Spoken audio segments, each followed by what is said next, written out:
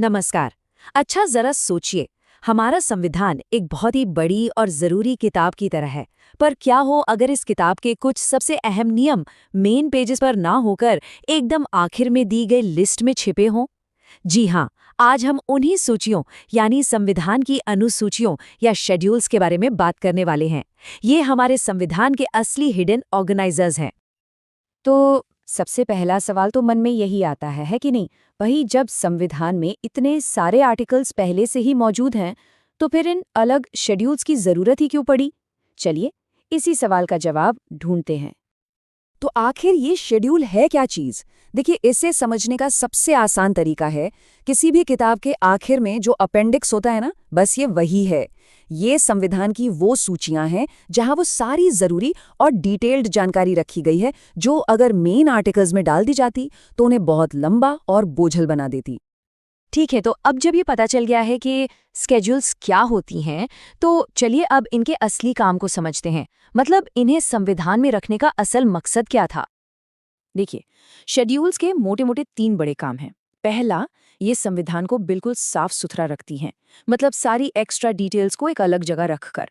दूसरा, ये कानूनों को लागू करने के लिए एक पूरा ढांचा, एक फ्रेमवर्क बनाती हैं। और तीसरा, ये शासन से जुड़ी छोटी बड़ी बातों को, जैसे कि पावर्स का बंटवारा कैसे होगा या अधिकारियों की शपथ क्या होगी, इन सबको व्यवस्थित करती हैं। तो अगर एक लाइन में कहें तो अनुसूचियां संविधान के मेन टेक्स्ट को एकदम साफ, सरल और फोकस्ड रखती हैं।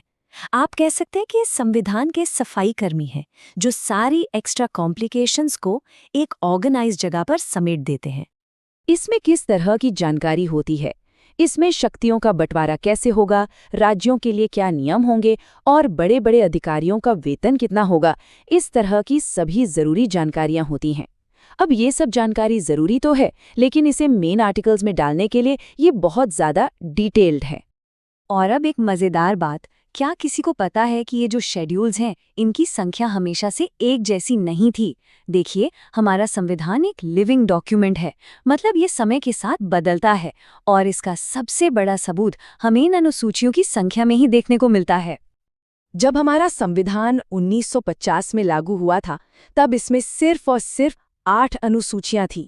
यही हमारी शुरुआती रूपरेखा थी, वो फाउंडेशन जिस पर हमारे देश का कानूनी ढांचा खड़ा होना था। लेकिन आज कई जरूरी संशोधनों यानी अमेंडमेंट्स के बाद हमारे पास पूरी 12 अनुसूचियां हैं।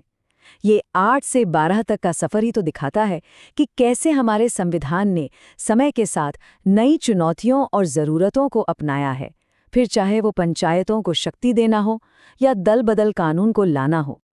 तो फिर इस पूरी बातचीत का निचोड़ क्या है? ये सब क्यों मायने रखता है और इन अनुसूचियों के बारे में हमें क्या याद रखना चाहिए?